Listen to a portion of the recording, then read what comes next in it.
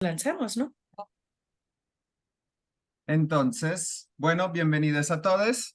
Eh, Mientras vamos admitiendo a todas las personas que están llegando, nos presentamos brevemente. Esta es la segunda clase sincrónica, la cuarta clase de este diploma en Economía Popular y Feministas. Y es una clase que va a estar a cargo mío. Soy Alyosha Castronovo, nos vimos ya durante la primera clase. Soy co-coordinador y docente de este diplomado y antropólogo, investigador del grupo de trabajo Claxo en economías populares. Junto conmigo hoy está Cristina Cielo, que es también coordinadora del GT, co-coordinadora del diploma, y la pudieron ver ya en una de las clases grabadas anteriores, pero hoy está acá en vivo con nosotros. Cristina. Gracias, Ali. Bueno, ya me presentó. Yo soy Cristina. Yo soy socióloga. Hemos estado en intercambios con Ali y con otros y otras integrantes del grupo de trabajo Economías Populares. Ya vamos desde la pandemia empezamos fuerte de tener intercambios y hay una cosa súper no solamente bonita, sino que a mí me parece importante de, en parte lo que nos hizo la pandemia para el grupo de trabajo era empezar a escuchar vivencias, formas en la que de diferentes lugares de América Latina se estaba experimentando y estaba transformando totalmente las economías populares la pandemia. Entonces, para mí fue muy importante ese momento. Me parece que escribimos algo, Ali, fue en el mismo, debe haber sido como mediados del 2020. Escribimos un informe un poco intentando, ¿se recuerdan de ese periodo, de ese momento en 2020 cuando no sabíamos en qué estábamos, cada uno estábamos en nuestras casas? Y fue un primer momento, si bien el grupo de trabajo había existido desde el 2016 me parece. Había estado como, era un grupo de trabajo que funcionaba súper bien, pero a mí me parece que desde la pandemia llegamos a un alcance regional importante, por eso también me encanta escuchar de dónde está todo el mundo, a dónde está todo el mundo. Yo estoy, como mencioné, estoy en Quito, en Ecuador.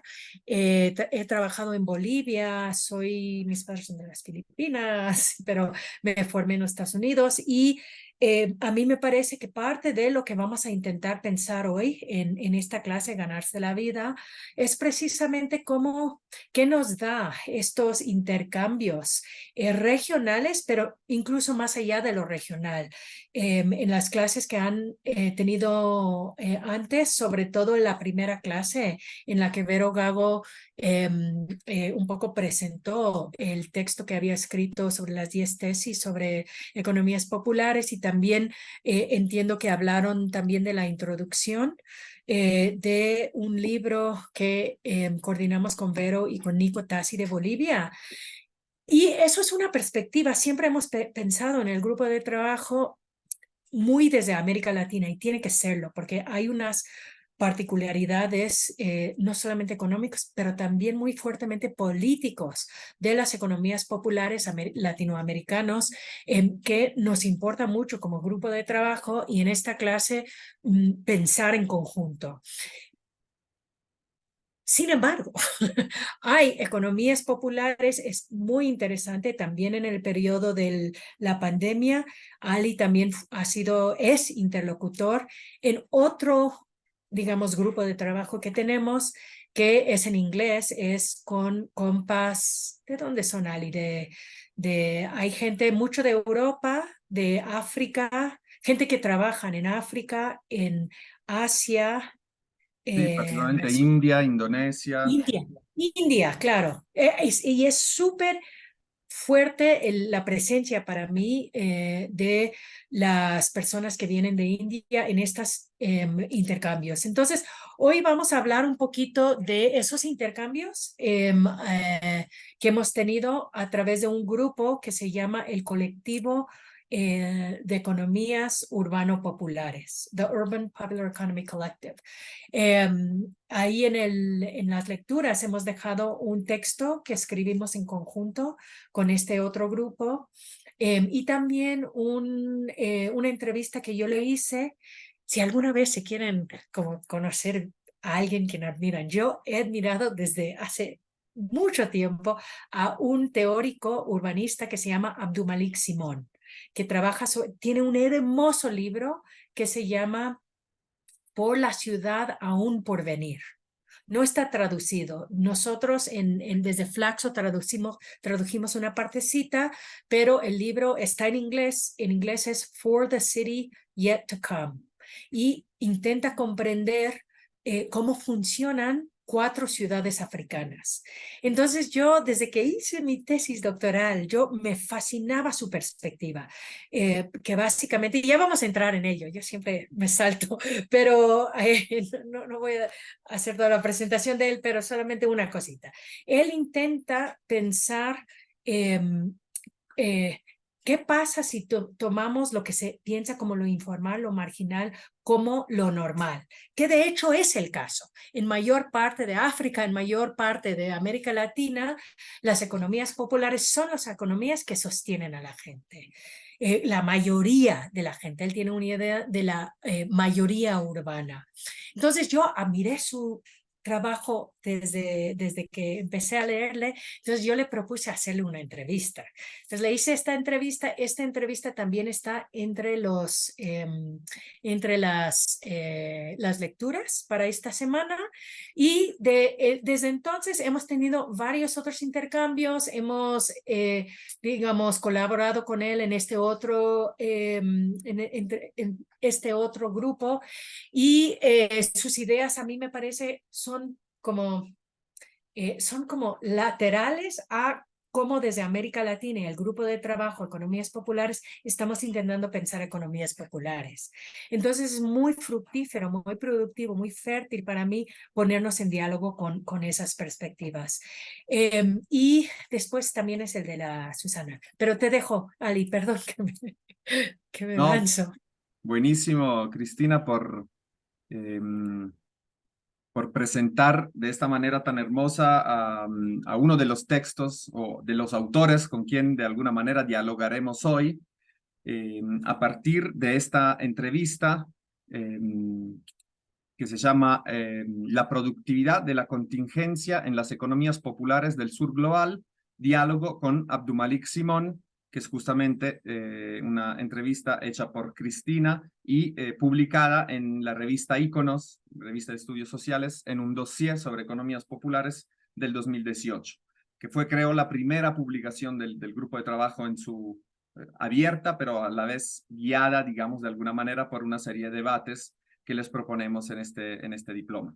Entonces, esa entrevista que ahora nos presentará Cristina abre un poco la perspectiva de los debates en torno a las economías populares que ya vimos durante las primeras 3 clases. No sé si han podido, además de la primera clase, también visualizar, leer los textos y ver las clases, la segunda y la tercera clase del primer módulo, que era un poco el módulo introductorio a las economías populares, a las perspectivas entre economías populares, ecología política, temas vinculados al trabajo, vinculados a la reproducción ampliada y vinculados a las dinámicas de acumulación y de extractivismo en relación a las economías populares, ¿no? Hoy, la idea de la clase de hoy, que se llama Ganarse la vida, crisis, valor y territorios, es proponerles un diálogo, una serie de lecturas en diálogo entre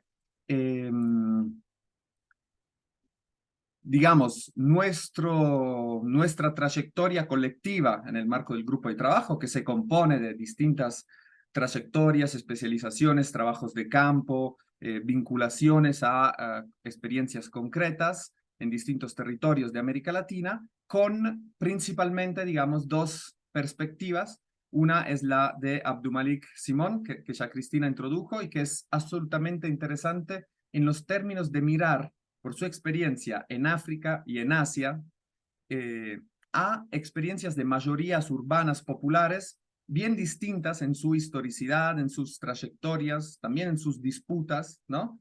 Con lo que solemos conocer y investigar y con el cual tenemos distintos tipos de vinculaciones de las economías populares en América Latina, pero que a la vez abren a resonancias interesantes, ¿no? Entonces, el intento, en primer lugar, de este texto, de esta entrevista, y en segundo lugar, del texto colectivo que Cristina ya mencionaba, cuya traducción en castellano les subiremos a la plataforma más tarde, todavía no se ha publicado, ha sido publicado solamente en inglés, pero por suerte, digamos, fuimos avanzando con la traducción al castellano gracias a un amigo, un investigador de la Universidad de Quito, de Flaxo, creo, que es un texto colectivo que se llama Territorios de operaciones para vidas que merecen ser vividas. Entonces, ahí la idea es poner en diálogo estas distintas perspectivas de distintas áreas del sur global en torno a una serie de ejes que presentamos como ejes clave de un debate del sur global en torno a las economías populares, en torno a los comunes, a las instituciones, en torno a las formas de reproducción ampliada, en torno a la gobernanza, en torno a las disputas por la tierra y el territorio. Estos son principalmente algunos ejes que ahora entraremos en la clase a presentar y que les proponemos para poner en diálogo, ¿no? Y pensar qué desde América Latina puede resonar y puede dialogar productivamente con estas otras perspectivas, principalmente desde Asia y África, en torno a las nociones de economías populares. Y luego un tercer texto que le presentaremos hoy, en realidad que digamos, se entrelaza con otros dos textos que pusimos como bibliografía optativa, que es el texto de Susana Naroski y de Nico Besnier, que se llama Crisis, Valor y Esperanza, repensar la economía. Es un trabajo que fue publicado inicialmente en inglés, que salió después en los cuadernos de antropología social en el 2020, y es un intento muy interesante de pensar desde la antropología una serie de cuestiones que permiten, como dice el título mismo, repensar la economía, ¿no? Poner en tensión la noción y los modelos abstractos de la economía, de la macroeconomía, sino pensarla desde la vida ordinaria y cotidiana de los sectores populares. Y en diálogo con ese texto nos parece muy interesante pensar perspectivas y metodologías que puedan permitir un diálogo productivo también entre una serie de estudios, entre los cuales está otro texto que se llama Economías Ordinarias, Valores Escondidos, otra antropología de la crisis desde el sur de Europa, que es también un texto de Susana Naroski, publicado en 2015 en la revista de Ciencias Sociales y Humanidades Antrópica, que se vincula a los estudios etnográficos de lo que pasa, ¿no? Con la irrupción de cierto grado, alto grado de incertidumbre e inestabilidad por la crisis financiera del 2008 en el sur de Europa, ¿no? Principalmente en España, pero no solamente. Y ahí nos parece interesante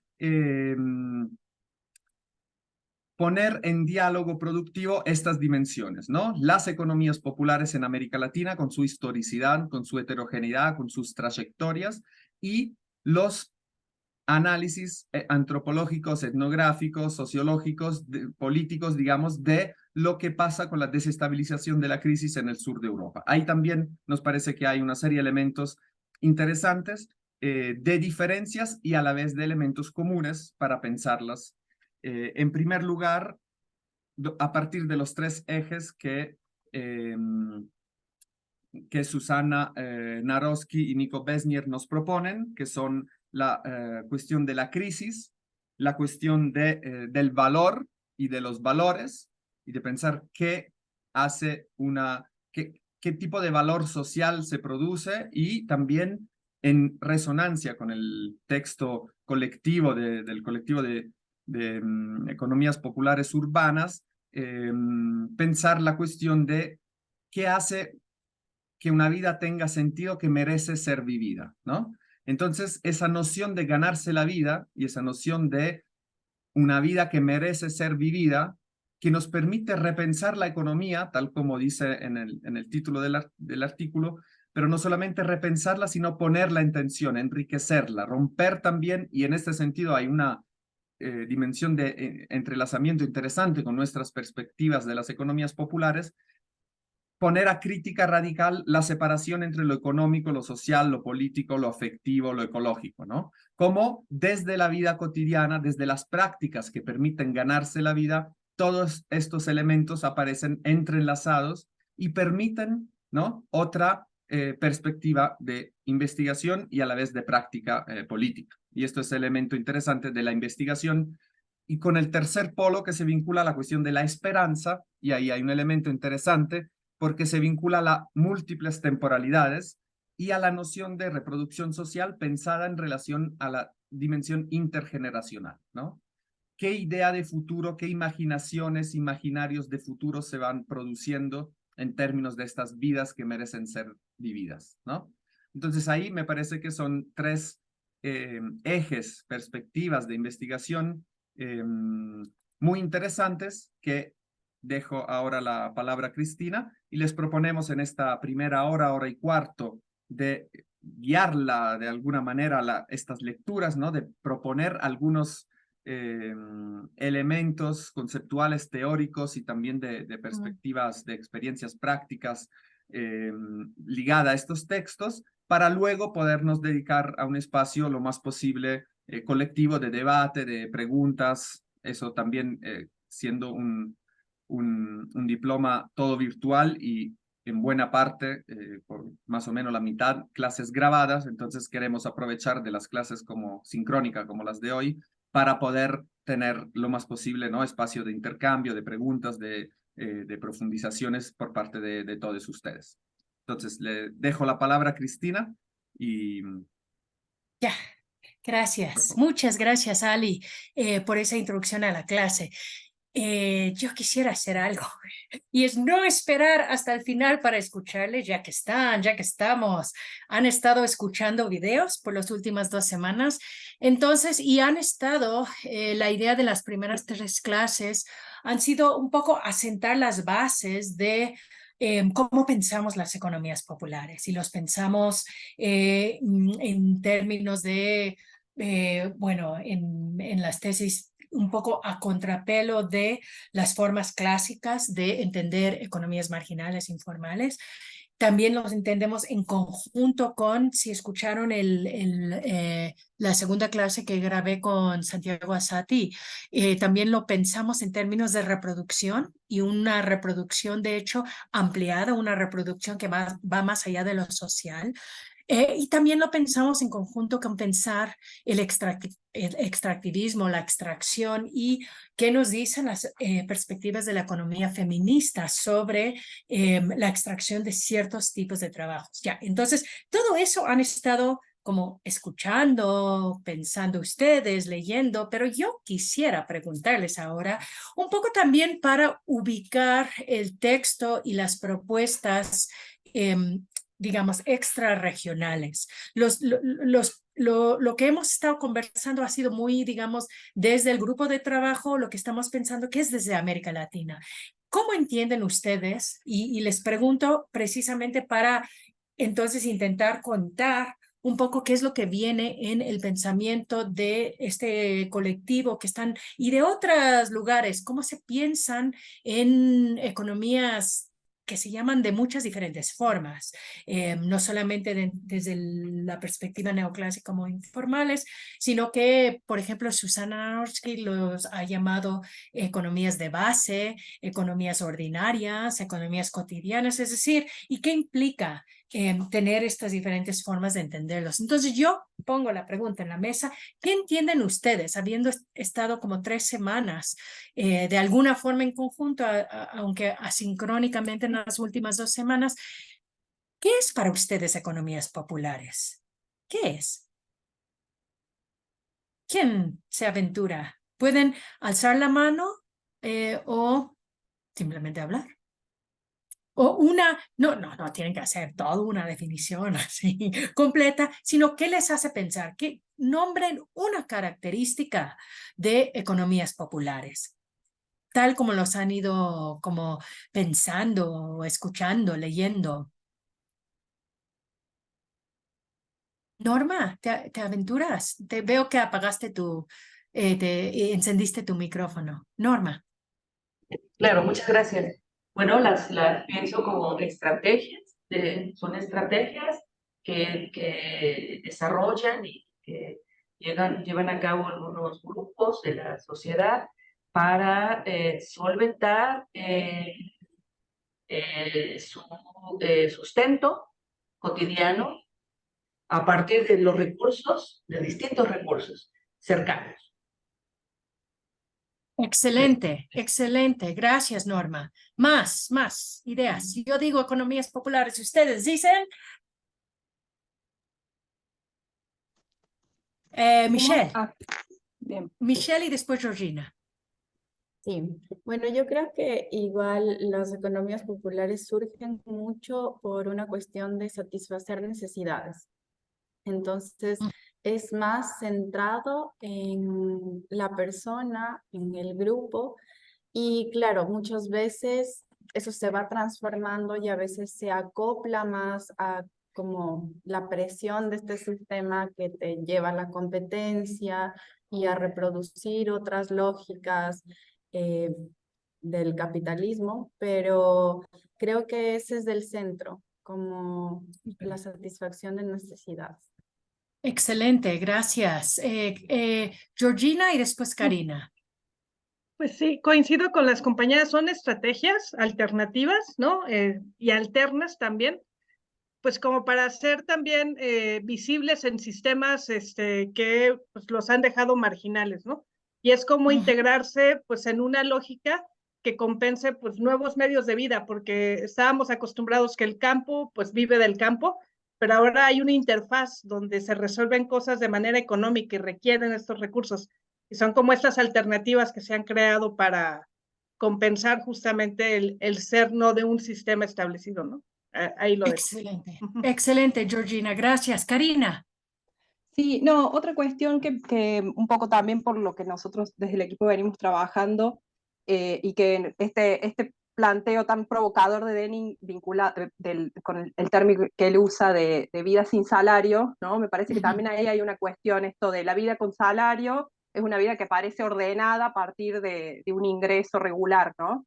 Y en el caso de las economías populares, ¿no? Un poco recuperando todo lo que las compañeras ya venían diciendo, aparece claramente esto, ¿no? De qué modo poder generar esos ingresos, y no solo ingresos, sino a partir también de acciones que no son monetarias, que no son mercantiles, de poder generar el sustento para la vida, ¿no? Me parece que ese, o por lo menos para mí, ese texto de Denning es un texto como muy provocador y que ayuda a pensar, ¿no? En qué significa esto de las economías populares, porque invita a pensar más allá de un trabajo productivo, ¿no? Pensando en esto de también cómo se articulan las economías populares a la economía feminista, creo que aporta mucho para pensarlo, ¿no? Súper, súper. Sí, a mí me encanta ese texto de Denning. Una recomendación, hay un texto hermoso que el texto de Denning siempre me hace pensar que se llama El saco de Marx. Y ustedes saben que Marx, parte de la forma en que piensa la explotación y la transformación del trabajo que se puede explotar es que piensa en cómo se hace un saco. Y en una fábrica, cada uno se dedica a hacer el saco, una partecita del saco. Ya no se hace todo el saco. Y este texto, ¿quién es el autor? Ya no, pero si buscan saco de Marx, ahí lo encuentran. No me acuerdo el autor, pero lo que este texto hace es intenta pensar qué significaba el saco mismo de Marx. Es decir, él necesitaba él era muy pobre, él y su familia no tenían nada de plata porque él se dedicaba a investigar cosas que no le interesaban a nadie en ese momento, excepto a Engels. A Engels le interesaba y le apoyaba y le ayudaba. Pero él necesitaba el saco para entrar en la biblioteca británica. Y necesitaba entrar a la biblioteca británica para hacer sus investigaciones. Entonces, ¿cómo manejaba su ropa? Habla mucho de ¿cómo se llama en castellano? Cuando llevas y dejas una prenda, así se llama. Cuando dejas algo y te pagan y después de un tiempo, y incluso no tenían la plata para que sus hijas puedan ir a ser parte de la sociedad en Londres. Entonces tenían que vender o dejar en prenda alguna de sus cosas para que pudieran tener ropa, para que sus hijas puedan ser parte de la sociedad. Entonces habla de, y supongo que la razón que me recuerda lateralmente, totalmente lateralmente, el texto de Denning de esto es porque hay todo esto, y me recuerda lo que ustedes están hablando, hay todas unas estrategias que no necesariamente son contadas, y eso es la vida sin salario, es que son toda la cantidad, el exceso de cosas que se tiene que hacer para poder vivir sin un salario. Tenemos... Hay una cuestión que sí. justamente otra definición muy linda que presentamos en la primera clase de Denning, que era cazadores y recolectores de ingresos, ¿no? Como para pensar esta condición Wow. de la vida sin salario y que siempre Sí. más, yo creo, nos permite pensar también las condiciones de la fragmentación y precarización del trabajo contemporáneo de lo que era asalariado, ¿no? Totalmente, Entonces ahí hay una totalmente. serie de resonancias para pensar que las economías populares no solo nos permiten entender las mayorías populares del sur global, sino que nos permiten entender qué perspectiva de transformaciones del trabajo se están dando a nivel más global, ¿no? Eso creo que es otro Fantástico, punto interesante. totalmente. Y sí es el Además, trabajo es el de Peter Stalybras, es exactamente el de Peter Stalybras. Y eso es decir, y además este pensador que está pensando el capital y un poco a todas estas estrategias que tiene que hacer y cómo su análisis, de hecho, es un análisis sumamente político a partir de sus condiciones materiales del día al día, el saco que necesita para entrar al museo. Les voy a leer rápidamente y después paso a hablar del texto de Malik Simón. Veamos, ustedes ya lo leyeron a lo mejor, pero yo no. Economías en resistencia frente a la violencia capitalista. Muy bien, también economías subsumidas en el capitalismo y muchas veces en la base del mismo. Ya, bien. Una red. Ahí está, eso es interesante, la idea de red. A mí me parece que se moviliza mucho esta idea de red y la misma idea de movilización se moviliza bastante por la perspectiva de Abdulmalik Simón de economías populares. Una red de apoyo de tipo económica, social y afectivos. Acompañarnos desde el hacer en la ciudad. Sí, hay algo muy material.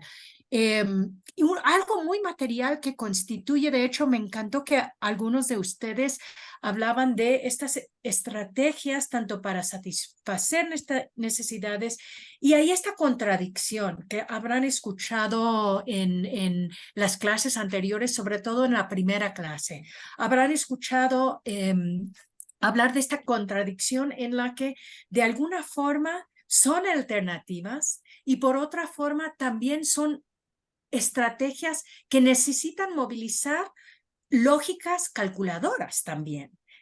No sé si ustedes conocen el libro, el primer libro, yo un poco le conocía a Vero Gago por su primer trabajo que era con migrantes bolivianos en La Salada, en un mercado muy grande en trabajo textil. Es cierto, ¿no, Ali?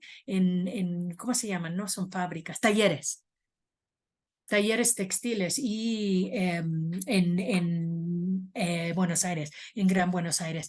Y a mí me encantaba su forma de pensar que la calculabilidad que nosotros pensamos que es una lógica, digamos, fría digamos, racionalidad económica,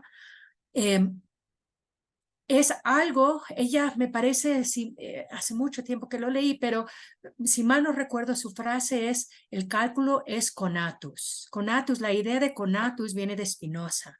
Conatus es la tendencia hacia la vida. Yo entendí la palabra conatus pensando en la flor y la forma que la flor crece hacia el sol. Si tienen una flor y se va creciendo hacia donde puede coger sol.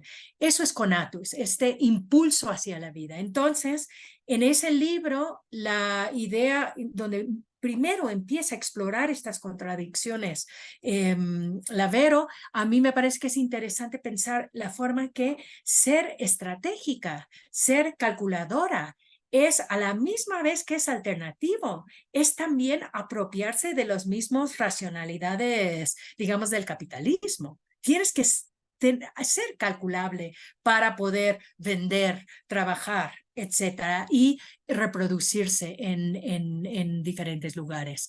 Silvina dice, son modos de lucha, súper. Modos donde la vida está en el centro para poder en la lucha luchar por los derechos. Excelente. En el marco de la lógica económica hegemónica. Y último es dinámicas y redes que sostienen y sustentan la vida generando sinergias. Súper. A mí me parece que hemos tocado en varias cosas. Algunos, para mí, la lectura desde el grupo de trabajo Claxo que tenemos nosotros, que hemos conversado, es muy político lo que dijo la Silvina. Es decir, son modos de luchas. De alguna forma no son estrategias económicas que a la misma vez son sociales, son de parentesco, también son afectivas, de con quién estamos, quiénes somos, cuál es el nosotros que define la organización política más allá de la organización logística, sino que para qué estamos luchando.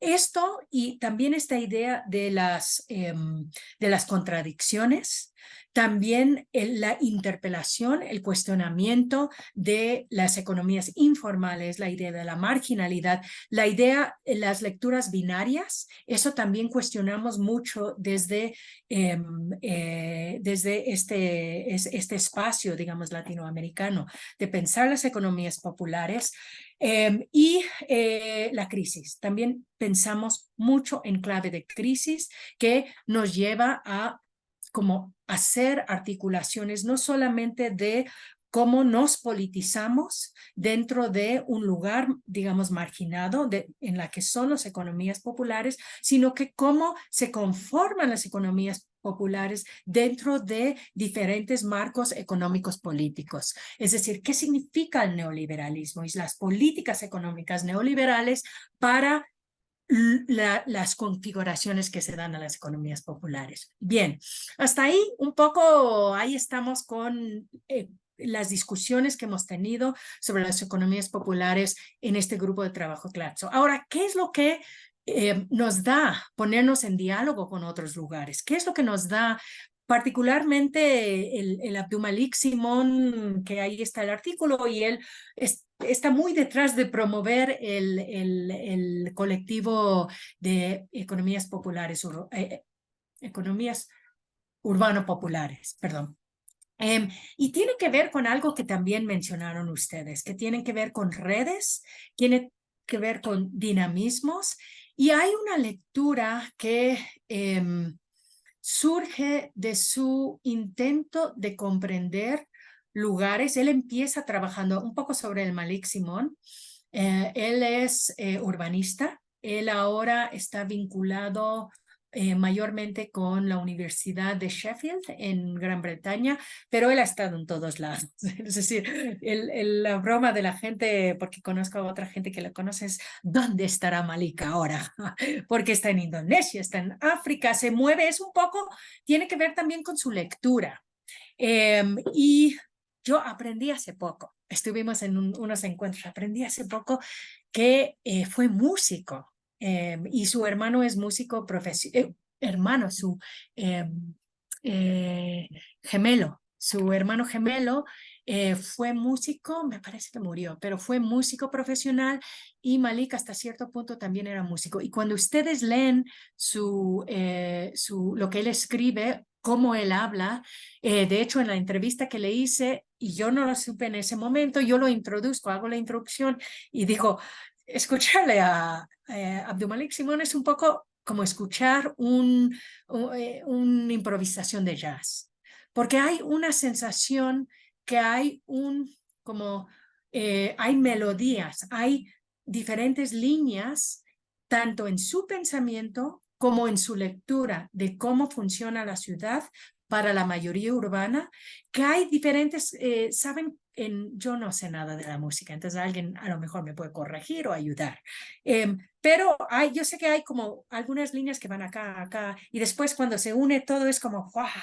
Y ahí hace la sinfonía o lo que sea. Entonces, eso para mí es parte de la forma que él piensa, pero sobre todo es la forma que él entiende que funcionan las economías populares urbanas. Él, y esto tal vez, él empieza pensando, entonces empecé un poco hablando de su historia y el hecho de que él empieza investigando ciudades en África, y este primer libro que es sobre 4 diferentes ciudades africanas, en la que la informalidad, ¿qué pasa si pensamos la informalidad en sus propios términos? No esperando que sea algo otro, sino que en sus propios términos. Y esto es lo que les lleva a él pensar en cosas como en lugares donde no hay infraestructura, no hay calles, las calles se hunden, no hay electricidad o viene a veces y después no viene. Y lo que hay son otras personas con sus otras necesidades y sus otras estrategias. Entonces, hay una lectura de Malik de gente como infraestructura. Es decir, en lugares donde no hay infraestructura, cómo hay unos intentos de reconocer dónde está otra gente que necesita otras cosas, que es estratégico, que sí, finalmente hay afectos, pero hay una forma muy distinta de pensar en la organización. Incluso lo político es otra pregunta, a mí me parece, pero con la organización económica que tenemos, que la forma en que lo pensamos en América Latina. A mí me parece que nosotros vamos bastante como intentamos pensar, y esto tiene mucho que ver con el contexto y las posibilidades del reclamo de derechos desde los sectores populares en América Latina. A mí me parece que hay esas posibilidades políticas de una forma que no han existido o no están o funcionan de forma distinta en África y en Asia.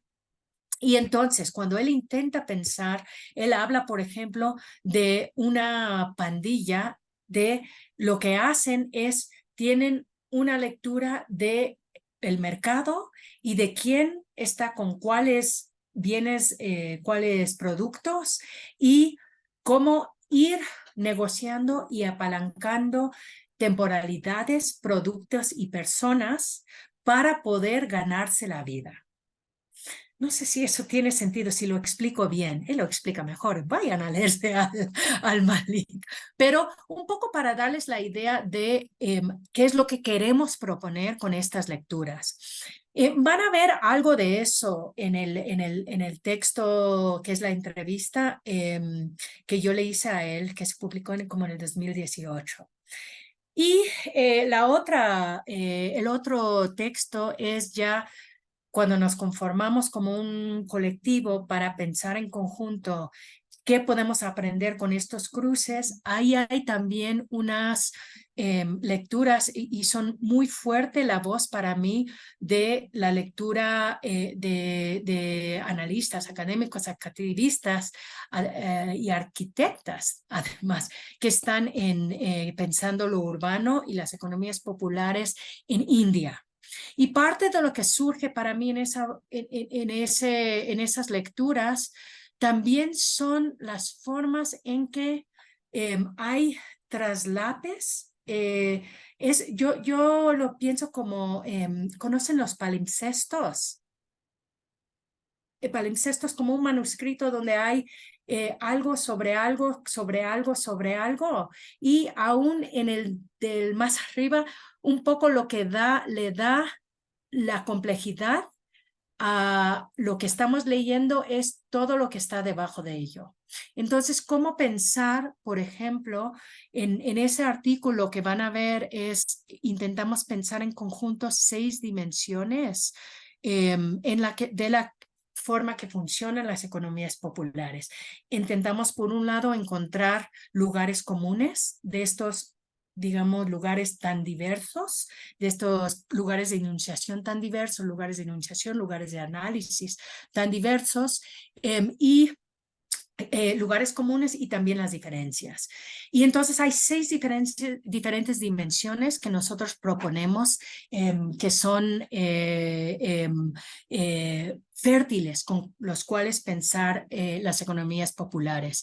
Y uno de ellos es la idea de la tierra, la propiedad, como espacio activo y la idea de que no es una cosa estática. Entonces, si pensamos en regímenes de propiedad, lo que las compas de India hablan es la forma en que no hay una propiedad muy clara, sino que se usa un mismo espacio por varios diferentes, no solamente emprendimientos y personas, sino que por varias lógicas de propiedad. Uno es, por ejemplo, para daros un ejemplo, hablan de la forma en que y aquí lo tenemos en América Latina también, un vendedor informal se va a la calle y se pone algo en la calle. Una lectura muy latinoamericana es cómo hay un reclamo un reclamo alternativo de la legitimidad de la propiedad al ocupar un espacio. A mí me parece que es una lectura muy como latinoamericano y que yo mismo le he hecho en mis análisis. Y lo que los indios proponen es que no hay necesariamente órdenes que son excluyentes, sino que conviven diferentes legitimidades, diferentes apropiaciones de espacios que pueden coexistir. Y encontrarán eso en estas lecturas, que hay otras formas de pensar en la multiplicidad, la coexistencia heterogénea de estrategias diversas. A mí, una de las dimensiones que verán en el artículo del colectivo se llama componiendo comunes, componiendo un común. Y para mí eso nos da muchas posibilidades para pensar cómo nos organizamos también, además, para pensar políticamente el reclamo de derechos de estos sectores, digamos, marginados, excluidos. Pero hay otras formas de pensar el componer el común.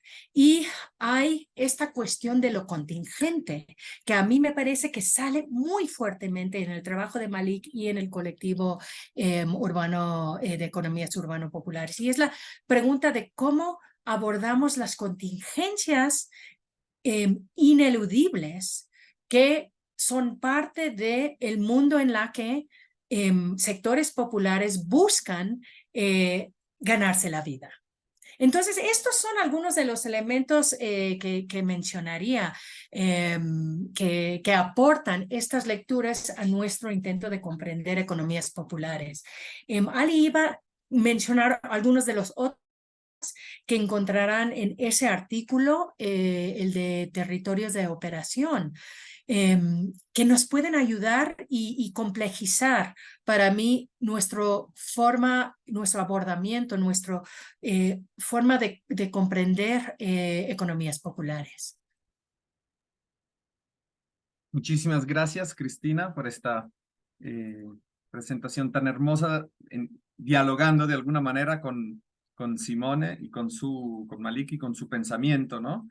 Como lo de la música y también como un río, ¿no? Que va arrastrando y combinando distintos elementos que emergen y que esto se ha un poco producido en el marco de este espacio que produjo el artículo, ¿no? Y esto es interesante porque ese artículo que van a leer, que hoy le estamos comenzando a presentar y que nos gustaría también tener alguna manera retroalimentación, reflexiones de lo que a ustedes les parezca, porque ese texto ha sido escrito con un colectivo de muchos idiomas y territorios y perspectivas distintas, que hemos comenzado a reunirnos mensualmente en plena pandemia y a dialogar, como decía Cristina, ¿no? En torno a las experiencias, trayectorias, conceptos, teorías, prácticas, experiencias de cada distinto territorio con relación a las economías populares y con grandes desafíos, ¿no?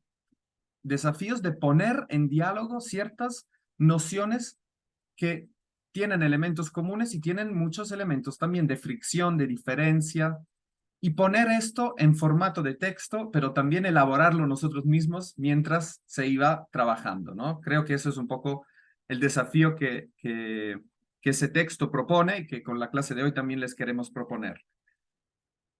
Pensar estos elementos, estos 6 ejes como cuestiones clave de las economías urbanos populares, significa también tratar de analizar estos territorios de operación, así los hemos definido, ¿no? Como terrenos en común donde se dan capacidades de ensamblajes, capacidades y posibilidades de combinaciones de, podemos decir de alguna manera, producir o tejer comunes, pero que a la vez viven no solo como claramente cada práctica social y cada dinámica espacial de negociaciones, ¿no?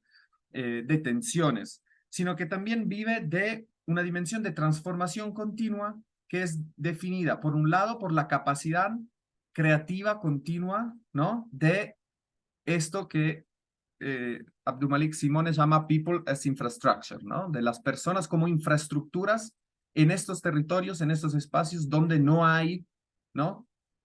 O donde las infraestructuras que hay no son suficientes a sostener no solamente la reproducción de la vida, sino los significados, las aspiraciones, los deseos individuales y colectivos que se forjan en este espacio en relación a esa idea de qué se necesita para que una vida merezca ser vivida, ¿no? Estas aspiraciones que también son tensiones en términos de deseos, en términos de disputas de imaginarios, ¿no? En términos de capacidad de producción política, pero no solamente política en la manera más clásica, sino de buscar, y este es un intento que también desde el grupo de trabajo hemos discutido bastante,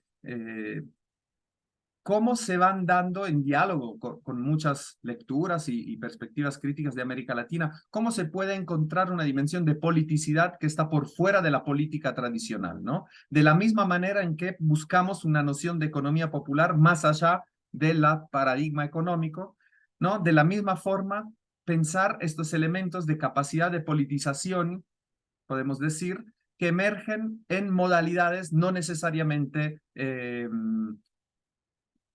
digamos, o clásicamente políticas.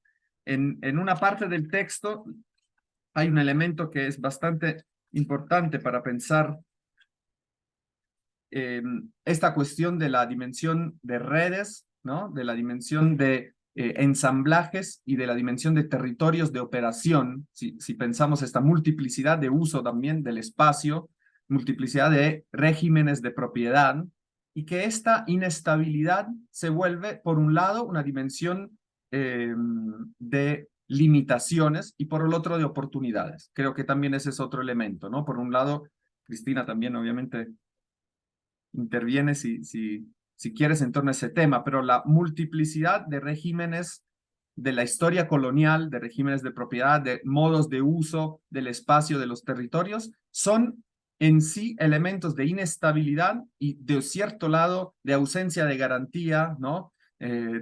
Por ejemplo, de derechos de uso de la tierra o del espacio, pero por otro lado también se vuelven posibilidades de disputa creativa que las mayorías urbanas y las economías populares, tal como las definimos en sus múltiples significados, aprovechan, ¿no? Aprovechan en términos de capacidad también de reinvención de dinámicas comunes, y esto lo podemos ver desde muchas y distintas perspectivas, y por otro lado, de disputa en torno a las instituciones. Disputa en términos de instituciones es también ahí, y iría a este punto unos minutos, ¿qué pensamos o sea, cómo podemos pensar la persistencia en el tiempo de estas tramas y trayectorias y entramados, y que a la vez no son simplemente un volverse institucionalidad estatal o institucionalidad, digamos, por así decirla, instituida, fija, estable, sino cómo pensamos o cómo investigamos y desde la práctica podemos pensar los procesos de institucionalización popular, ¿no? Y esto es otro tema de pregunta que estamos trabajando y que nos interesa intentar mirar desde sus múltiples y también tensionantes trayectorias y experiencias. En el texto escribimos, y les cito, las economías populares muestran una forma de colectividad muy diferente a las formas más antiguas de cooperativas y acción colectiva. Yo creo, por ejemplo, y por mi trayectoria de estudio, particularmente habiendo trabajado con cooperativas, con experiencias de autogestión del trabajo, de gestión colectiva, de espacios de trabajo, en particular en Argentina, creo que hay una combinación de elementos, ¿no? De historia, de una historia política, social, sindical, que se combina con nuevas modalidades, ¿no? Pero en otros territorios es muy interesante que no hay esta misma trayectoria en todos otros territorios, tanto de América Latina como de Asia o África, donde hay otras trayectorias de modos comunitarios de organizarse. Y aquí dice, basada menos esta forma de colectividad que emerge en las economías populares, menos en la solidaridad política que en el ingenio mutuo y la oportunidad compartida. Entonces, estos otros elementos me parece clave que resuena con lo que Cristina estaba planteando en relación justamente a esa dimensión del cálculo. Se hacía referencia a la lectura de Verónica Gago del cálculo y de la pragmática popular en el marco de las economías populares como modo de disputar la racionalidad neoliberal, y también de pensar esa dimensión de la oportunidad compartida y del ingenio mutuo como los modos en que no simplemente, digamos, buscar una dimensión, digamos, de reproducción de la propia vida, sino de la reproducción más ampliada, del entorno, del territorio, de las aspiraciones, de los modos en que se define, y vuelvo a ese tema, ¿no? Los modos en que se define que tiene valor y que tiene sentido habitar de cierta forma un territorio y vivir la vida, ¿no? Esos elementos que resuenan entre tanto el trabajo de Abdumalik Simone como las propuestas de lectura que tenemos hoy de Susana Naroski y Nico Besnier, me parecen muy interesantes porque contribuyen a ampliar esa noción de economía y pensar que cuando hablamos de las economías populares hablamos de los modos en que determinados sectores piensan, disputan, construyen la propia vida, ¿no? Y la heterogeneidad, la complejidad y las dimensiones de opresión, de marginalización, de expulsión, que sí se viven dentro de estos territorios, pero a la vez los podemos abordar desde una lectura, y en este sentido creo que la etnografía y las prácticas de investigación y trabajo de campo nos permiten desde la práctica cotidiana, desde las dimensiones de la vida cotidiana, de la práctica colectiva, comprender y elaborar una serie de lecturas, ¿no? En diálogo con las experiencias sociales que nos pueden permitir pensar de otra forma y entender de otra forma, por ejemplo, ese tema tanto de la producción de lo común y de la composición, ¿no? De distintas lógicas de lo común y de lógicas comunitarias y de lógicas de cuidado de las personas, del territorio, de otras ecologías. Esto ya lo vimos en la clase anterior, en la segunda clase, ¿no? Con Cristina y con Santiago, justamente.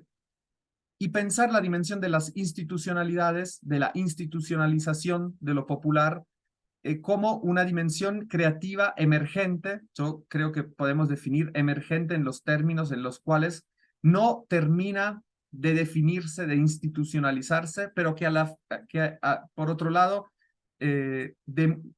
emerge, digamos, como continua disputa en torno a una serie de límites, ¿no? Una serie de límites en torno a lo que es apropiable o no, a lo que se puede mercantilizar o no, a lo que se puede colonizar o no, y hay una disputa, ¿no? En torno a las formas de acumulación del capitalismo contemporáneo y de las instituciones como modos de definir exactamente esto, ciertos límites a este avance, ¿no? Yo creo que ese es un elemento a través del cual podemos leer el tema de las instituciones populares, podemos pensar estas dinámicas de organización colectiva, de entramados, de lógicas relacionales, de espacios concretos, de modos de usar este espacio como infraestructuras de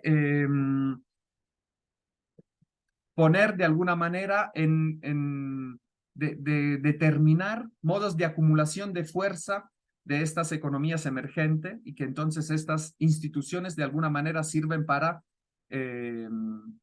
acumular esta fuerza, para resistir a formas de despojo, para, en el lenguaje más clásicamente sindical, disputar y ganar derechos, ¿no? En términos laborales, pero que exceden la dimensión laboral clásica y de alguna manera la dimensión laboral hasta ampliada, ¿no? Porque tienen que ver con las modalidades en que se van constituyendo estas tramas como modos de habitar y de vivir el territorio y de defender de alguna manera la posibilidad, ¿no? de generar estas instituciones como un modo también de disputar la misma forma de vivir, ¿no? Podemos decir, la forma de vida que se da en los territorios. Hay distintas maneras en que se han abordado estas modalidades, podemos decir, de consolidar en el tiempo y en el espacio estas tramas, ¿no? Comunitarias, estas tramas populares, estos modos de aprovechar de manera ambigua y ambivalente, ¿no? De los espacios podemos decir, de los espacios, de los modos de circulación, de distribución, de comercialización que se dan en el marco de la globalización neoliberal y de su crisis, pero que a la vez se le dan en un marco de una multiplicidad de compresencia de lógicas distintas, y particularmente para América Latina, por ejemplo, lógicas comunitarias, indígenas, afrodescendientes, lógicas populares de organización en los territorios, que disputan la noción de cálculo y a la vez reconfiguran la misma noción de solidaridad, ¿no? Desde una práctica no de identidad de clase predefinida de alguna manera, sino de un proceso de construcción de dimensiones solidarias en el marco de la emergencia de la crisis. Y ahí también podemos nombrar la cuestión de la crisis tanto como una novedad que mueve, digamos, desarticula las mismas aspiraciones, tal como Susana Naroski lo propone, o la crisis como una dimensión permanente y continua del capitalismo, particularmente en ciertos territorios a nivel global, ¿no? Entonces ahí hay una dimensión doble, podemos decir, de la noción de crisis. Por un lado, la crisis como evento de ruptura, de transformación, de desarticulación de ciertas expectativas de reproducción social, de ciertas expectativas de futuro, de ciertos modos de concebirse a sí mismo en el marco de la sociedad, y por otro lado, de una dimensión de la crisis como dimensión permanente inherente a la acumulación capitalista, ¿no? Yo creo que las dos dimensiones coexisten con distintas tensiones e intensidades, y en ese marco hay que pensar esa emergencia de las economías populares actuales, ¿no? Con las economías populares ya lo hemos presentado, hay una historicidad, múltiples historicidades y tramas de temporalidades de estas economías, ¿no? Y a la vez hay una específica caracterización de las economías populares en la actualidad, en la globalización neoliberal, ¿no? En los últimos 30, 40 años de políticas globales que han transformado y redefinido el marco de las economías populares que analizamos hoy.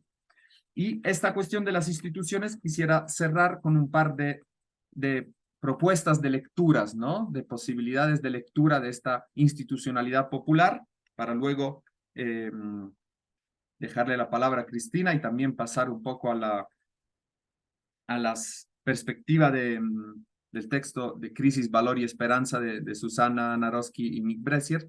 Entonces, en torno a la dimensión de las institucionalidades, la podemos pensar, por un lado, yo propongo, digamos, tres lecturas un poco, que surgen a partir de mi investigación y de una serie de lecturas de autores que me parecen interesantes, que les quiero proponer. Por un lado, la cuestión de la institucionalización como inscripción, tal como lo diría, y lo veremos en una clase específica con Alexandre Roy, capacidad de inscripción en lo estatal, en lo público, de una serie de disputas, reivindicaciones, valores de lo popular, ¿no? Entonces ahí hay como una disputa en el marco de lo público estatal. Y ahí hay procesos de institucionalidad popular que se van construyendo.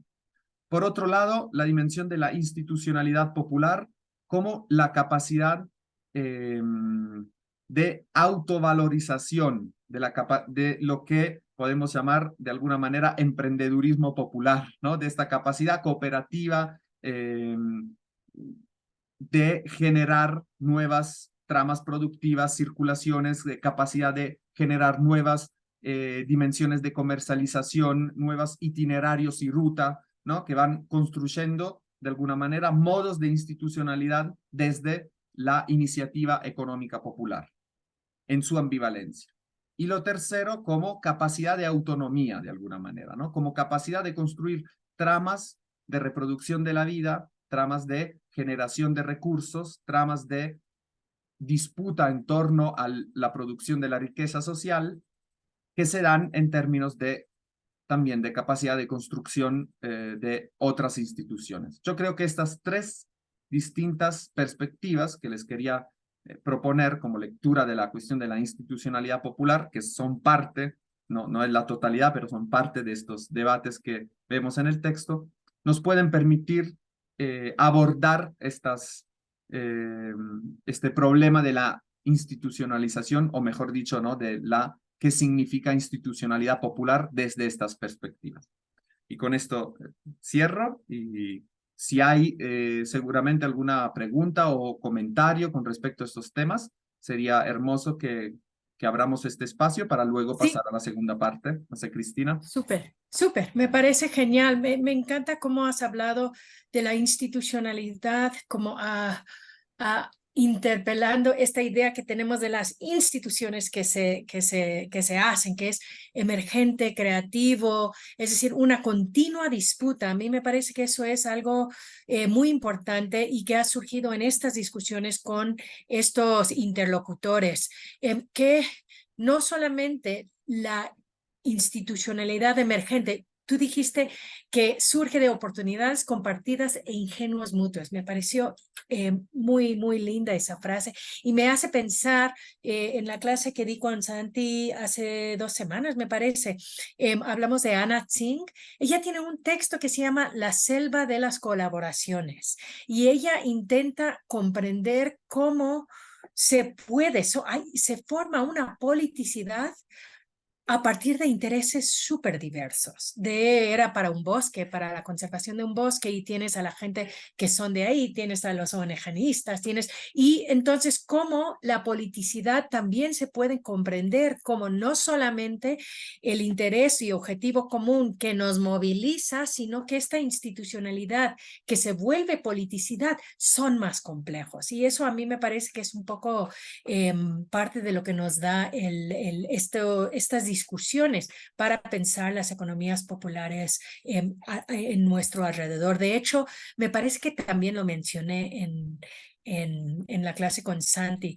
Hay una línea, y de hecho yo empecé a entrar en estas discusiones, bueno, no solamente a partir del Malik Simón, pero hay una línea que es estudios negros como método, y es si parte de lo que los estudios negros proponen pensar es las propuestas políticas más allá de la captura, basado en toda la historia de la esclavitud y la forma en que lo político en esos contextos no podía ser explícitamente político. Entonces, ¿qué significa la captura de lo político cuando estamos hablando de sectores populares también? A mí me parece que deja también esta cuestión en la mesa, estas lecturas. Pero Disculpa, no sé Cristina, si porque abrimos. Sí, así sino abrimos. justamente vinculado a este tema que planteabas en relación a la captura, y Sí. está también una pregunta de Georgina, que dice, de toda esta discusión, el asunto es sobre quién cae buscar un equilibrio a estas expectativas de vida. Me parece, yo quería justamente agregar a este tema de la captura otro tema que hemos trabajado en el texto colectivo que se vincula a la dimensión de visibilidad y invisibilidad. ¿Qué regímenes de visibilidad e invisibilidad definen lo que tiene valor o no en la sociedad? Y esto, digamos, toda la crítica de la economía feminista ha sido central y que puede ser pensada para las economías populares en términos de su capacidad productiva, que es de alguna manera negada o marginalizada o estigmatizada de alguna forma. Y en el mismo texto, en un momento, escribimos las economías urbanos populares como economía social de articulación reúnen territorio, diversidad y ambigüedad de formas específicas no claramente traducibles. Y eso tema de la captura, la traducibilidad y la visibilidad son temas que se ponen un poco en juego en la lectura de estas economías. Dice, las economías urbanos populares abren posibilidades para que las mayorías se conviertan en algo más de lo que se han reconocido ser. Y me parece interesante ese tema y con eso lo quería dejar también relacionando con la pregunta de Georgina, porque de alguna manera hay una disputa política que emerge en el sentido, ¿no?, de si reconocemos a las economías populares más de lo que siempre se ha reconocido a esos sectores, cambia evidentemente y hay una disputa en torno a la visibilidad e invisibilidad y también en torno a qué instituciones se necesitan para no solo reconocer este tipo de tramas, de formas de explotación, de formas de trabajo, de cuidado, sino para valorizarlas, ¿no? ¿Y qué disputa hay en torno a reconocimiento del valor que se produce en estas economías, ¿no? ¿A quién se apropia de ese valor? Ahí hay un tema de captura política y a la vez económica, ¿no? Aunque yo también tendré, yo también acabo de estar leyendo a Veena Das, que es otra pensadora de India, y ella es un libro que se llama Violencia, Lenguaje y Cuerpo, y ella se pone a pensar también, hay un reclamo para el reconocimiento que es parte de las luchas, también las demandas de las luchas, digamos, populares. Pero ella se hace la pregunta si es que el nombrar, y esto también hace Black Studies, literatura de estudios negros, también hace la pregunta de qué significa. ¿Es siempre el reconocimiento, la valorización? ¿Es siempre, digamos, no sé si lo mejor, sino que qué hace eso a... Yo la estaba leyendo para pensar la cuestión de la víctima. Es decir, estamos tan acostumbrados en pensar en la necesidad de reconocer el daño, el reconocimiento del daño como parte de la reparación. Pero la pregunta de la reparación me parece que es más complejo y de hecho los pensadores indios, los mismos compas de India que están en este grupo piensan mucho la reparación en términos muy materiales. Es decir, en la India se repara mucho todo. Las cosas no se... Es decir, tienes una radio, se repara. Tienes una radio que no se puede reparar, se combina con otra radio, con una parte de una compu, y tienes algo nuevo que no es lo que tenías antes. Entonces, ¿qué significa? Para mí es esa cuestión, la cuestión del valor y la cuestión del reconocimiento del valor. Me parece que estas literaturas también nos hacen pensar en qué significa no solamente políticamente, casi ontológicamente, hacer ese reconocimiento también. ¿Y qué significaría entonces para cómo nos ubicamos en colectivo, en estrategias para ganarnos la vida? No sé si eso tenía sentido, pero bueno, a ver, Nabila, a mí me parece, Georgina, la pregunta es súper buena. De toda esta discusión, el asunto es sobre quién cae buscar un equilibrio a estas expectativas de vida. Y yo, casi como respuesta, una frase que subrayé en el texto es: múltiples afiliaciones atraviesan estas diversas formas. Eso es esa forma de pensar. A veces yo les escucho y a veces me parece muy demasiado contingente, múltiple, y es como, pero ¿cómo reclamamos justicia o transformación.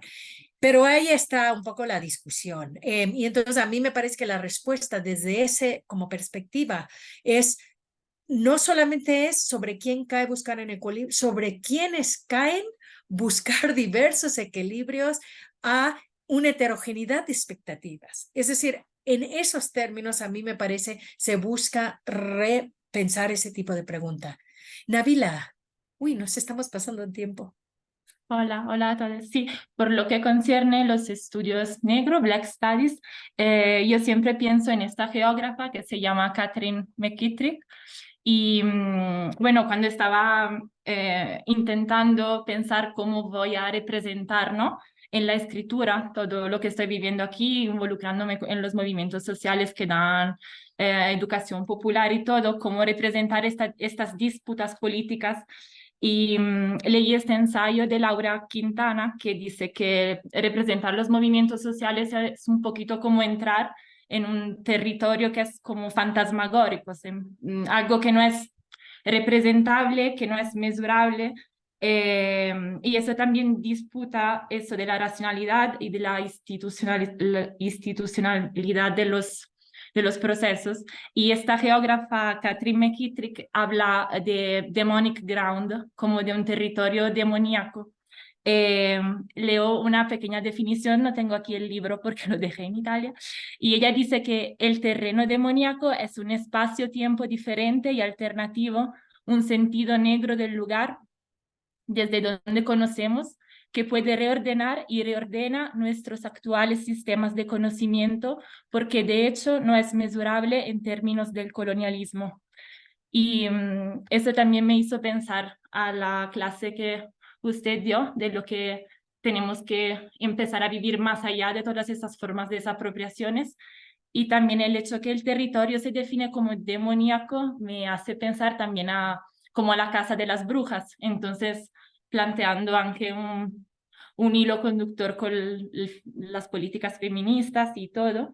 Y también estaba pensando, como usted empezó a hablar de la música, y también Moten, Fred Moten es un músico, y esto se reflexiona mucho en su manera de actuar, ¿no?, y de hablar, y de cómo su pensamiento se va construyendo como si fuera de verdad una pieza GES.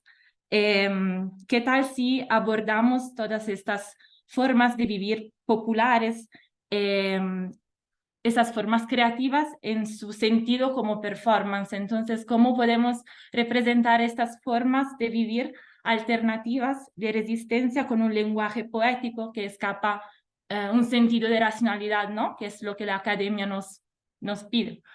Y eso, como un pensamiento más móvil que pueda definir, pero no definir completamente lo que vamos viviendo. Eso estaba pensando, perdón si no fue clara. Sí, está súper interesante la referencia. Yo no conozco Catherine McKittrick.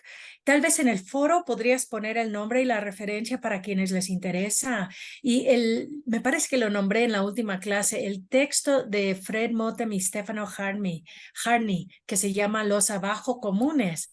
Es un intento de pensar desde Black Studies los comunes. Y es interesante en ese sentido porque hay esta cuestión de lo móvil y la necesidad que sea móvil. ¿Y qué pasa si se intenta fijar ciertas estrategias? Pienso, por ejemplo, en la Secretaría de Economía Popular y Solidaria aquí en Ecuador. Tuvimos en el gobierno de la Revolución Ciudadana, se estableció el CEPS, el Secretario de Economía Popular y Solidaria, y la pregunta que hizo una estudiante mía en su tesis de maestría era qué significaba para las cooperativas de ahorro y crédito, que tenían estas otras lógicas. Entonces, los cambian, los transforman. La institucionalización, la captura, transforma de alguna forma también. Y esto es como esa línea de Black Studies, es intentar pensar más allá de la captura, la politicidad, las estrategias económicas que son necesariamente, como tú dijiste, Ali, oportunidades compartidas e ingenios mutuos. que es un poquito desplazar la cuestión de la organización, que también tiene que existir. Y no es para negarlo, sino que intentar tener herramientas para ayudarnos a comprender lo que está pasando a nuestro alrededor. Bien, otros comentarios. Gracias, Nabila. Súper interesante lo que comentas. ¿Algunos otros?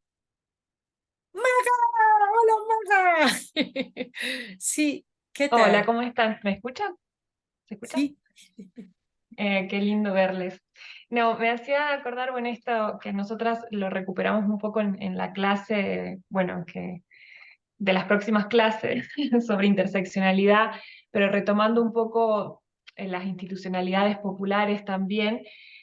Por ejemplo, Gladys Tsutzul, que ella es una socióloga maya, plantea algunas tramas políticas, jurídicas, y en esto de entre lo contingente y lo que se va instalando como tal, por ejemplo, como la instalación del parentesco como tal y el parentesco extendido, o la institucionalización del parentesco, fue una estrategia de las propias comunidades para enfrentar esta expropiación de las tierras. Entonces, esa como, sí, institución del parentesco como tal, fue más bien para apropiarse de las tierras ante el avance de la colonia y cómo después se iban creando como estas tramas políticas en base al territorio y al parentesco, que después, con los años, y con los procesos subsiguientes de expropiación y demás, tomó otras formas. Pero también me gustaba como para retomar esto de esta combinación ingeniosa de formas Sí, de institucionalidad. sí. ¡Ay! Está abierto mi micrófono, perdón. Pensé que estaba... Pero sí, estoy de acuerdo, está súper interesante eso. Sí, a mí, seguro ustedes, también los que nos están hablando, les está como ocurriendo otros textos como el de Gladys, ahora que mencionó Maga, que nos ayudan a pensar estos temas. Fantástico si lo pudieran poner en el foro. A mí me interesa un montón poder aprender y extender la conversación. Ali. De hecho, les adelanto que la propuesta que vamos a poner más tarde en el foro para esta clase se vincula a qué aspectos de estos autores que vemos se pueden pensar pueden resonar de algunas maneras para pensar las economías populares. Entonces, me parece buenísimo que cada uno y cada una pueda agregar sus perspectivas, lecturas o otros conceptos que dialoguen, ¿no?, con Simone o con Susana Naroski o con estos debates, ¿no? Y que eso permita generar de alguna manera como un espacio de resonancias conceptuales en torno a estas lecturas. Sí, y no sé si hablamos rápidamente de Susana Narodsky y después abrimos más para añadir otra perspectiva que tal vez que nos parece que no es latinoamericano, pero que nos ayuda, nos da otros elementos y herramientas para pensar las economías populares en nuestros contextos.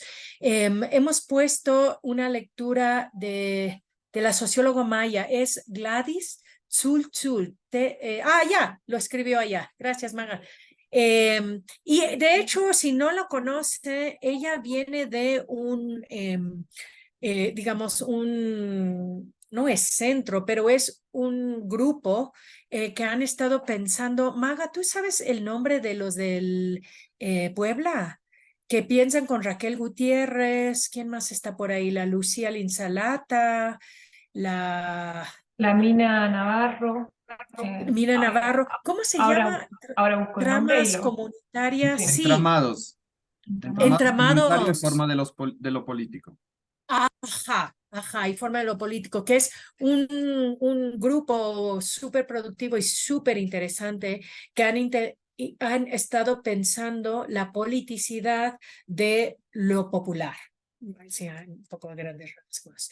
Gracias. Y entonces, la Susana Narodsky viene de otro lugar de pensamiento, viene de el sur de Europa, ella es española, ha trabajado sobre todo estudiando español en diferentes momentos y, como mencioné al principio, Yo sí he entrado en discusión con ella alrededor de la reproducción. Ella escribe sobre la reproducción social, es antropóloga, escribe sobre la reproducción social y sobre las economías cotidianas.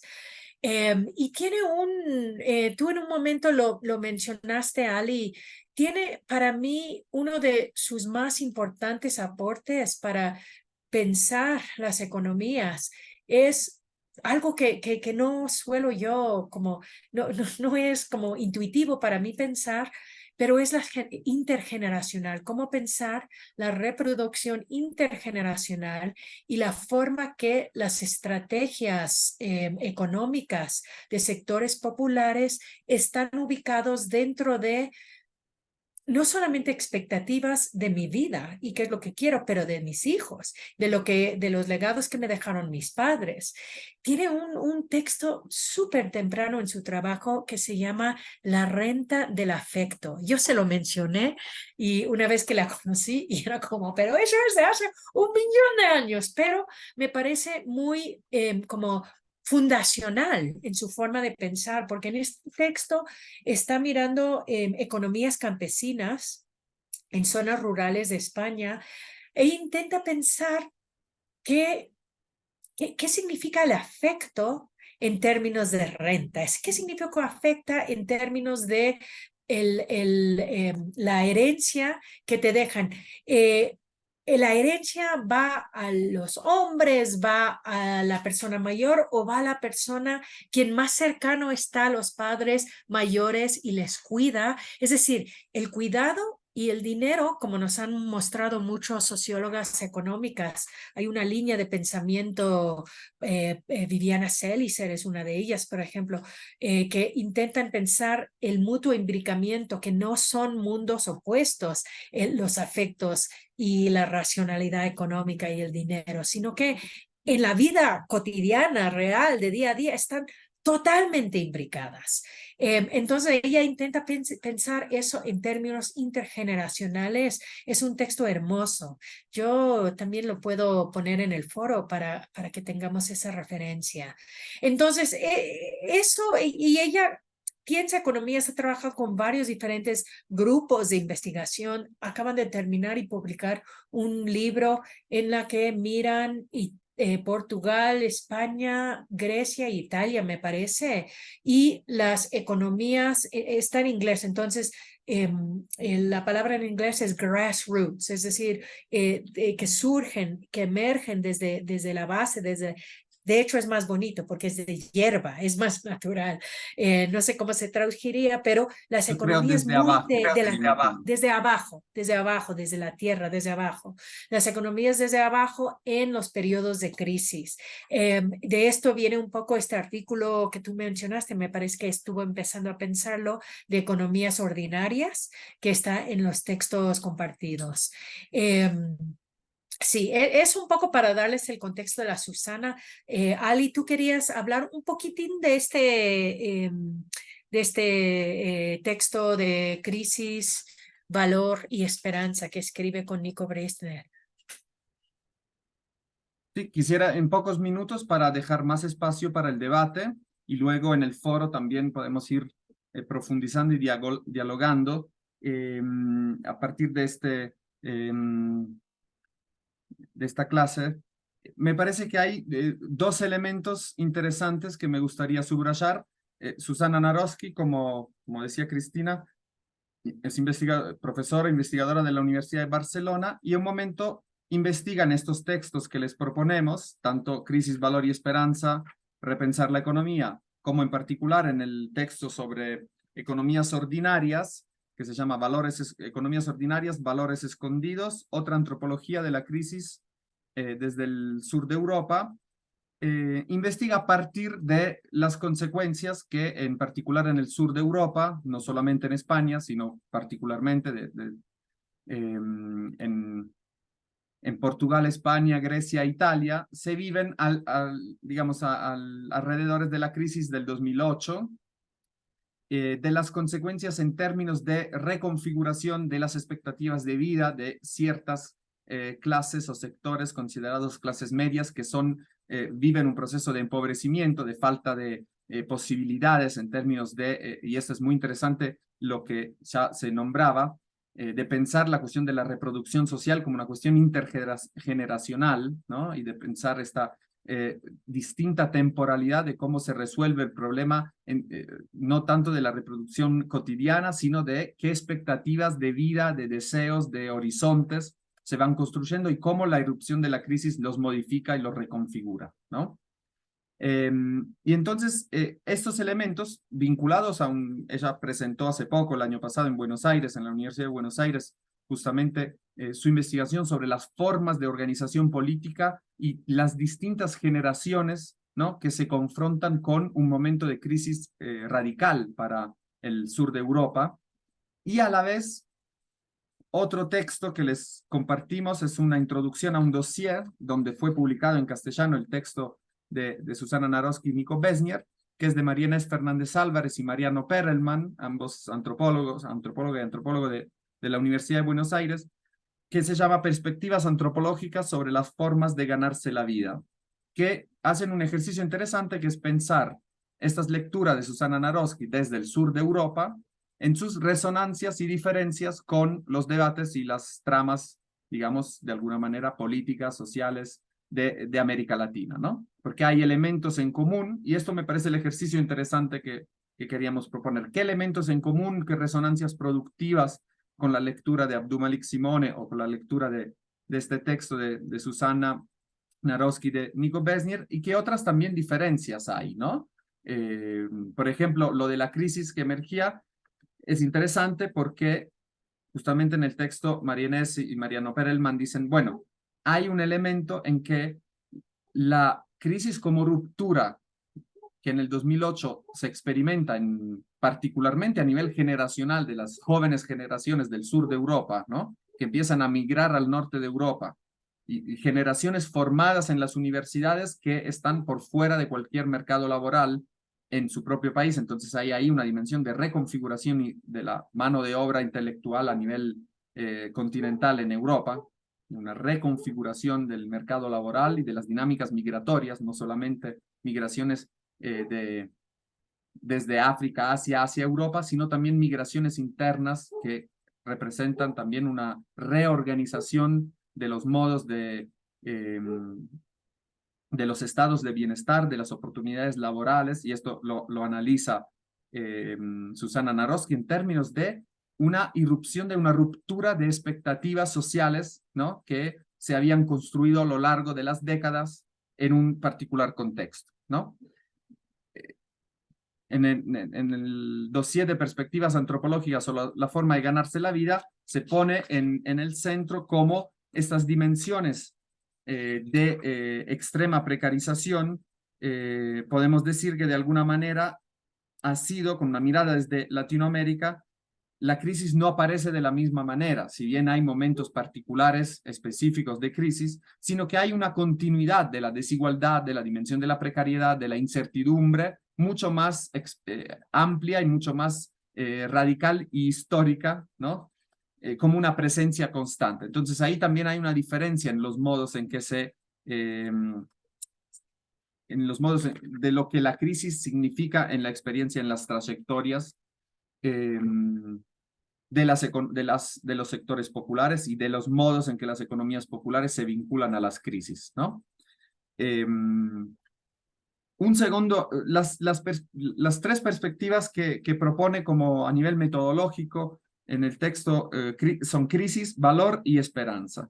La crisis como un proceso estructural que está, digamos, ella lo define como por fuera del control de las personas y que implica una pérdida, ¿no? O implica una reconfiguración, implica una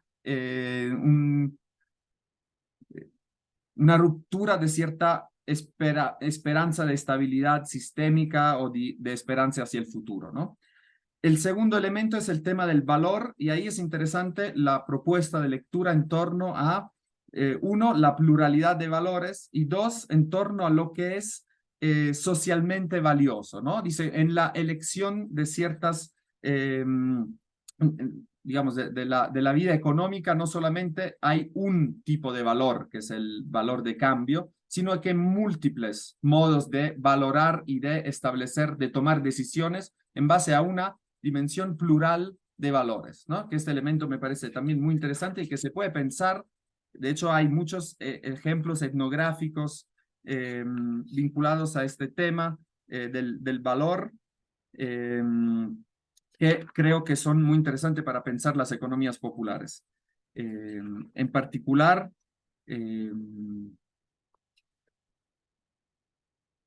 quería hacer un ejemplo. Susana Naroski escribe, dice, nos hace pensar la cuestión central del valor social como un aspecto de lo que entendemos por economía. El valor social es el modo en que una sociedad valora a las personas. Es una perspectiva que se inspira a la teoría antropológica del intercambio y que vincula la acumulación de valor con la valía personal. Entonces, me parece un elemento interesante porque hace emerger una serie de valores sociales, del valor que se vincula a los modos de organizarse para sostener la vida, para producir una buena vida, dice. Y entonces ahí hay como un elemento de pluralidad de la noción de valor que desde las economías populares se puede poner un poco en juego, ¿no? En torno a, en este sentido también, quién produce y quién define lo que es valor y no, y de qué manera hay procesos de captura de ese valor o hay capacidades y procesos también de alguna manera, construcción de otras lógicas, ¿no? De lo que es valorado o no al interior de un proceso económico y a la vez social y político.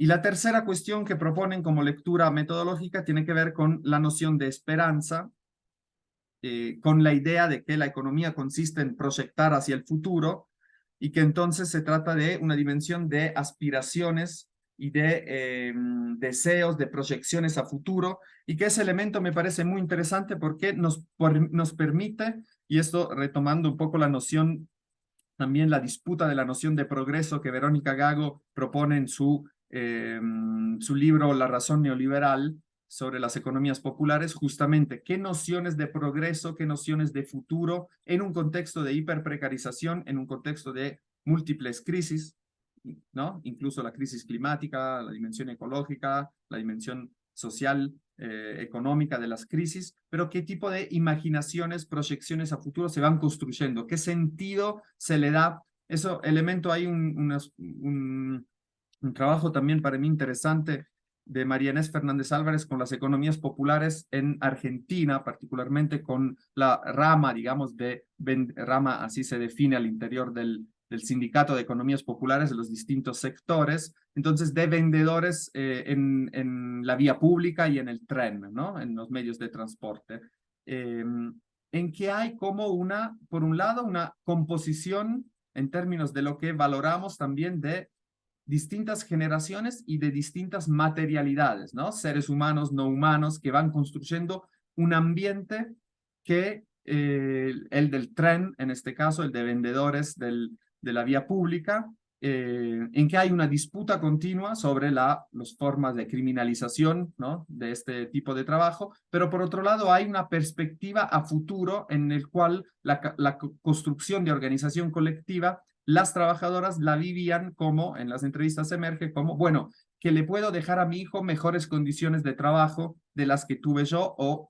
que las pelea por los cuales tuve que pasar en relación a la posibilidad o no de ejercer cierto tipo de trabajo, ¿no? Como vemos, muchas partes de las economías populares son también disputas en torno a la legitimidad o a través de la ilegalización o criminalización de ciertas prácticas, ¿no? Entonces ahí también hay un elemento de qué proyecciones a futuro qué horizonte de expectativas se dan, ¿no? Ese elemento me parece importante para pensar en las economías populares, porque muchas veces hay como una lectura desde la lógica de la informalidad, por lo cual lo informal, bueno, es simplemente subsistencia del día a día, ¿no? Pero ¿qué tipo de expectativas, de construcciones a futuro, de sentidos se le otorgan y desde los mismos protagonistas de estas economías, ¿no? Y este elemento a nivel metodológico me parece clave y muy importante. Quisiera cerrar aquí para dejar un espacio, no sé si Cristina quiere agregar algo, y seguramente podemos tener unos 15 minutos de preguntas, comentarios, de intercambio, pero Sí. me parecía importante, digamos, señalar, y también sería interesante, qué ven ustedes en estas lecturas como productividad para las economías populares, tanto para la investigación como para la capacidad de que estos procesos, de alguna manera, que investigamos, que estudiamos, podamos contribuir en este diálogo a su potenciamiento, a la transformación de la sociedad en que vivimos, ¿no? Entonces, ese elemento me parece que tiene una dimensión inmediatamente en que la investigación y la dimensión política se entrelazan y que eso también es un desafío nuestro, entiendo como en general, ¿no? Nuestro como investigadores, investigadoras, estudiantes, activistas, trabajadores de distintos sectores que nos vinculamos a estos procesos. Ahí, Súper, gracias Ali. Me parece que has puesto, como has podido sintetizar y coger de lo que nos aporta Susana para pensar las economías populares. Sería súper escucharles ahora o también en el foro. Es decir, estas cosas. Nos dimos cuenta, queríamos solamente hablar 1 hora, pero ya son 1:45 y no hemos dejado de hablar, Ali y yo, perdón, chicos, pero teníamos mucho que compartir, pero queremos escucharles. Si alguien en este momento tiene algo que compartir o si en el foro mismo podemos seguir dialogando. Nos encantaría escucharles en voz viva.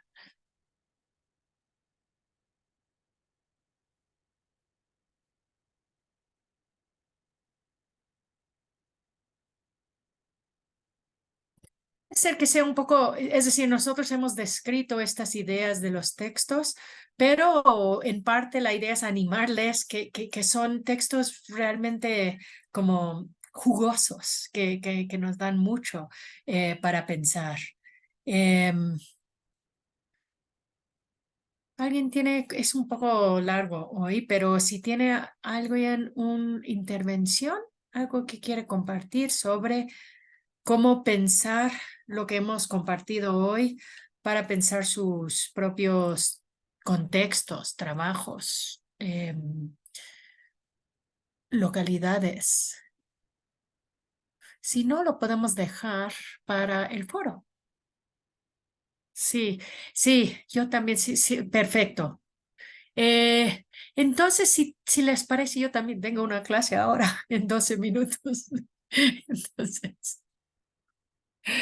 Entonces como ven, ya cerramos entonces, ¿no? Me parece, sí, hemos estado larguito. Entonces, bueno, les agradecemos más bien que han estado, les agradecemos, sí, y les pedimos perdón que no hablaron más. Yo voy a decir a la otra gente sincrónica que no hablen tanto como nosotros, pero esperamos sobre todo que en el foro sea un espacio de intercambio. Y seguiremos. Hay unos 3, me parece, clases sincrónicas más, entonces nos veremos las caritas otra vez. Bueno, muchísimas gracias a todos. Les recuerdo también de seguir, digamos, intercambiando en el foro. Obviamente es muy importante que haya lo más posible de diálogos, de momentos de intercambio, de aportes desde cada uno y cada una.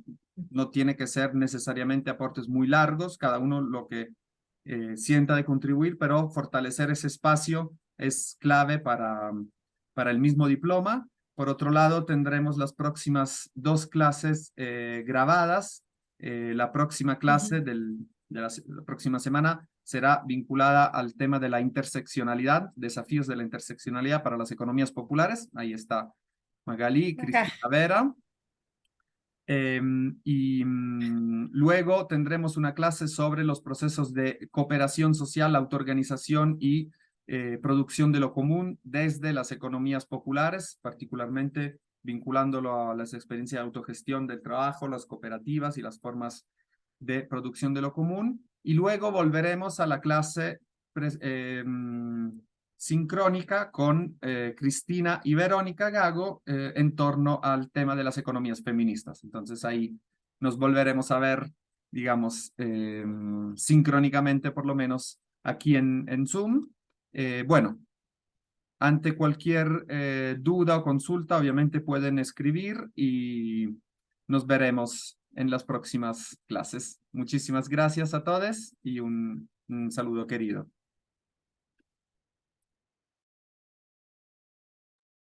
Gracias, linda tarde.